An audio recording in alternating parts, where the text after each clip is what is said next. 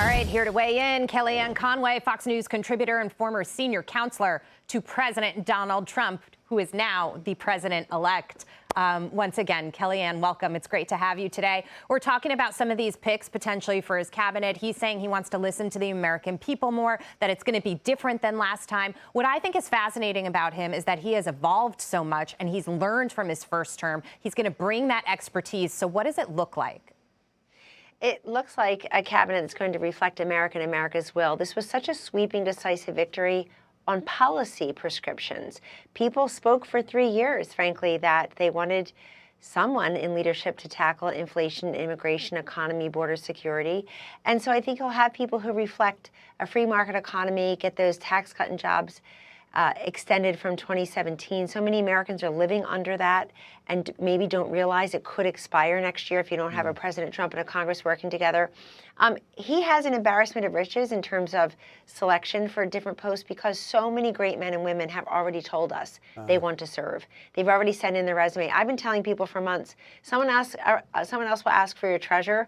I'm asking for your time and your talent. Your time is, if you're an expert in your field, come aboard now and share that knowledge with President Trump and his campaign team. Kellyanne, the talent part is send in your resume and want to serve, and there are 5,000 jobs that are available. Wow. Let me ask you this. There's an appeal to having outsiders come in and bring their expertise, right? But there's also something to be said for knowing, how to navigate the weirdness of D.C. So how does Trump balance those two things to pull together a team that gives him a fresh perspective, but also helps him get things done?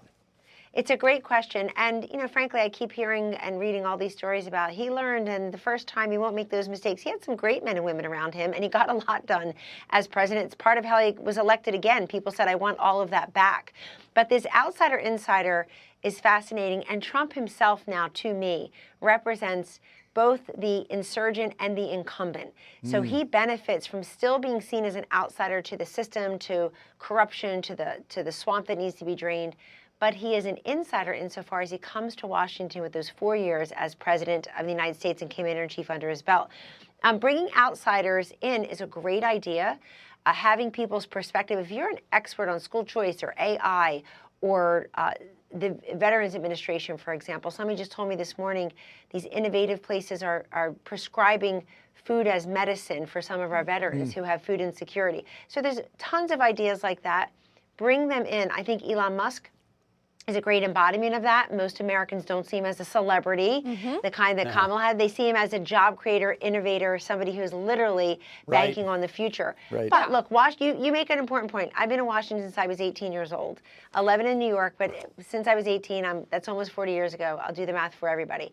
It is a different place. It is a different place. And the incentive structure, the power structure, the accountability structure, the way things get done, and the way things get done legally and swiftly is very different than really any other city. What will be the biggest change we see in him, given that this is his second time around, but he's had 4 years in between to think, digest, plan, strategize? Biggest change you think we'll see? Speed.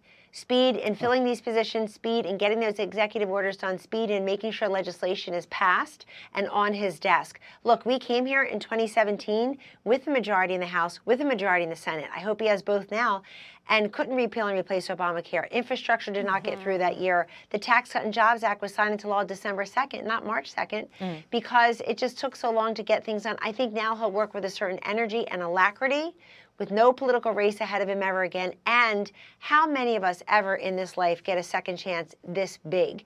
So when you have a second chance this big, you're going to zoom in there. He could do some big stuff early on energy, on the border, on certainly personnel, and some executive orders that really, I think, reduce the burdens that everyday Americans are feeling when it comes to affordability. Kellyanne, I only have 1 minute left, but I want to ask you about how he will work with Congress. He's going to have the Senate. He probably will have the House as well. I think he's learned a lot about that process that will help him speed up what he needs to do. Absolutely. And so many of the members got there during the Trump years. They've been there from 2016 to being elected now. That probably accounts for most of the members that he would be dealing with. I hope that we get some Democrats to come across. I keep hearing about healing and unity. Started to hear that after Trump won.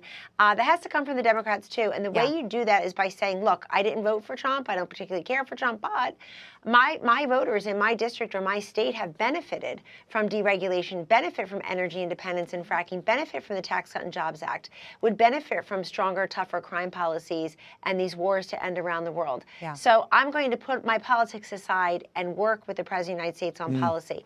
I think he's going to work with them by saying, what can we get done and when? Yeah. When do you need me up there? When do you need my Vice President, J.D. Vance, up there?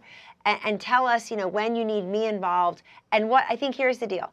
What is the sequencing in the priority list? So we know what the long wish list is, but how do you prioritize and sequence it in a way that you get some big wins in the first 100 days and people all across this country see things are getting done? I think you're 100% right. Kellyanne Conway, thank you so much. We Thanks for having appreciate me. you. Be well.